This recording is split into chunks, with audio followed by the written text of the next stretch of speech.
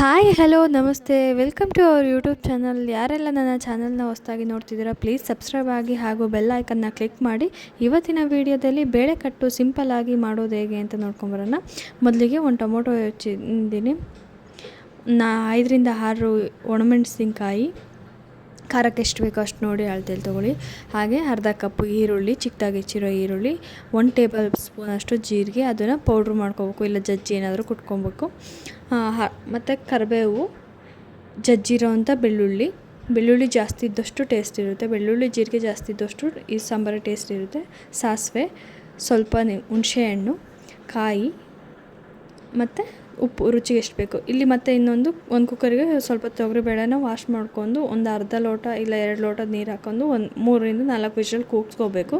ಅದಾದಮೇಲೆ ಏನು tomato ತೊಗೊಂಡಿದ್ವಿ, tomato ಮತ್ತು ಒಣಮೆಣ್ಸಿನ್ಕಾಯಿ ಇದೆರಡೂ ಎಣ್ಣೆಯಲ್ಲಿ ಸ್ವಲ್ಪ ಎಣ್ಣೆ ಹಾಕ್ಕೊಂಡು ನೀಟಾಗಿ ಫ್ರೈ ಮಾಡ್ಕೋಬೇಕು. ಇದೆಲ್ಲ ಫುಲ್ ಬಾಡಿಸ್ಕೊಳೋದೇನು ಬೇಡ, ಒಟ್ಟು ಮೀಡಿಯಮ್ಮಾಗಿ ಬೆಂದಿದ್ದರೆ ಸಾಕಾಗುತ್ತೆ ಇದು. ನೆಕ್ಸ್ಟು ಇಲ್ಲಿ ನಾವಿನ್ನೇನು ಕುಕ್ಕರಲ್ಲಿ ಬೇಳೆ ಹಾಕಿದ್ವಲ್ಲ ಅದು ಬೆಂದಿದೆ, ಈ ಥರ ಇದಾಗಿದೆ. ಇದನ್ನ ಒಂದು ಗುಟ್ಟಣಿಕೆ ಅಥವಾ ಏನಾದರೂ ಒಂದು ಸ್ಮ್ಯಾಶ್ ಮಾಡೋ ಮಿಷಿನ್ ಇತ್ತು ಅಂದರೆ ಯಾವುದ್ರಲ್ಲಾದರೂ ಮಾಡ್ಬೋದು. ನೋಡಿರಿ ಈ ಥರ ಕೈಯಲ್ಲಿ ಚೆನ್ನಾಗಿರುತ್ತೆ. ಮತ್ತು ಇಲ್ಲ ಕೈಯಲ್ಲಿ ಮಾಡ್ಕೊತೀನಿ ಅಂದರೆ ಕೈಯಲ್ಲಿ ಮಾಡ್ಕೊಬೋದು, ಬಟ್ ಮಿಕ್ಸಿಲಿ ಬೇಡ ಅನಿಸುತ್ತೆ, ಯಾಕಂದರೆ ಮಿಕ್ಸಿಲಾದರೆ ಫುಲ್ಲು ಸಾಫ್ಟ್ ಆಗಿಬಿಡುತ್ತೆ, ಅದು ಅಷ್ಟೊಂದು ಟೇಸ್ಟ್ ಇರೋಲ್ಲ. ತರಿಯಾಗಿದ್ರೇ ಈ ಬೇಳೆ ಕಟ್ಟಿಗೆ ಚೆನ್ನಾಗಿರುತ್ತೆ. ಇದಾದಮೇಲೆ ನೀವು ಇದಕ್ಕೆ ನೀರು ಬೇಕು ಅಂತ ಹೇಳಿದರೆ ನೀರು ಆ್ಯಡ್ ಮಾಡ್ಕೋಬೋದು, ಇಲ್ಲ ನಮಗೆ ಆ ಥರನೇ ಗಟ್ಟಿ ಬೇಕು ಅಂದರೆ ಗಟ್ಟಿ ಮಾಡ್ಕೋಬೋದು. ನಾನಿಲ್ಲಿ ಒಂದು ಲೋಟದಷ್ಟು, ಒಂದು ಅರ್ಧ ಲೋಟದಷ್ಟು ನೀರು ಹಾಕಿದ್ದೀನಿ, ಕಾಲು ಲೋಟದಷ್ಟು ನೀರು ಹಾಕಿದ್ದೀನಿ. ಅದಾದಮೇಲೆ ಸ್ವಲ್ಪ ಹುಣಸೆಹಣ್ಣು ಏನು ತೊಗೊಂಡಿದ್ವಿ ಅದನ್ನು ಹಾಕ್ಕೋಬೇಕು, ಇಲ್ಲ ನೀವು ನೆನೆಸಿ ಅದು ಹುಳಿ ಮಾಡಿ ಹಾಕ್ತೀನಿ ಅಂದರೆ ಹಾಕ್ಬೋದು. ಸ್ವಲ್ಪ ಜೀರಿಗೆ, ಅದೇ ಪೌಡ್ರ್ ಮಾಡಿದ್ವಲ್ಲ ಆ ಜೀರಿಗೆನ ಹಾಕ್ಕೋಬೇಕು, ಜೀರಿಗೆ ಪೌಡ್ರನ್ನ. ಮತ್ತು ಇದಕ್ಕೆ ಜಜ್ಜಿರೋಂಥ ಬೆಳ್ಳುಳ್ಳಿ ಡೈರೆಕ್ಟ್ ಇದರಲ್ಲಿ ಹಾಕಿದರೆ ಇನ್ನೂ ಚೆನ್ನಾಗಿರುತ್ತೆ. ಒಗ್ಗರಣೆಯಲ್ಲಿ ಅಷ್ಟೊಂದು ಇಷ್ಟ ಅಲ್ಲ, ಬಟ್ ಈ ಥರ ಮಾಡಿ ನೋಡ್ರಿ ಒಂದು ಚೆನ್ನಾಗಿರುತ್ತೆ.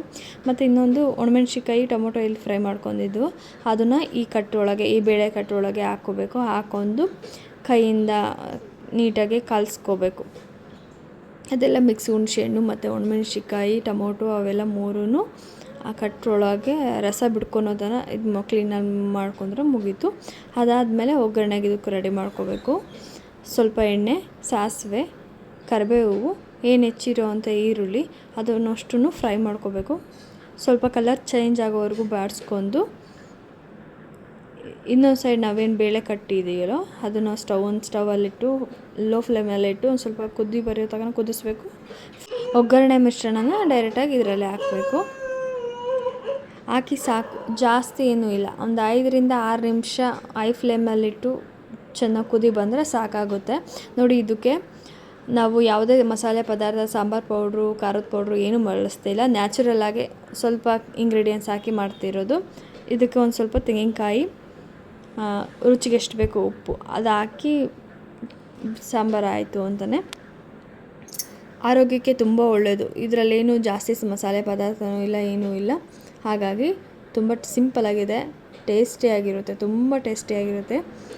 ಮತ್ತು ಇದನ್ನು ಬೇಳೆಕಟ್ಟು ಅಲ್ಲದೇ ಸೀಕಟ್ಟು ಅಂತಲೂ ಹೇಳ್ತಾರೆ, ಡಾಕ್ಟರ್ ಹೇಳ್ತಾರಲ್ಲ ಸೀಕಟ್ಟು ಊಟ ಮಾಡಿ ಸೀಕಟ್ಟು ಮುದ್ದೆ ಅಂತ, ಅದು ಆ ಥರ ಅನ್ಬೋದು ಇದನ್ನು.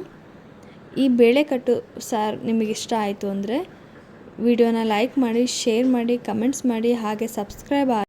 ನಿಮ್ಮ ಒಂದು ಸಬ್ಸ್ಕ್ರೈಬ್ ಹಾಗೂ ಒಂದು ಲೈಕ್ ಇಂದ ನಾನು ಇನ್ನೂ ಹೆಚ್ಚಿನ ವೀಡಿಯೋಗಳು ಮಾಡೋದಕ್ಕೆ ಸಾಧ್ಯ ಆಗುತ್ತೆ. ಪ್ಲೀಸ್ ಸಬ್ಸ್ಕ್ರೈಬ್ ಆಗಿ. Thank you for watching.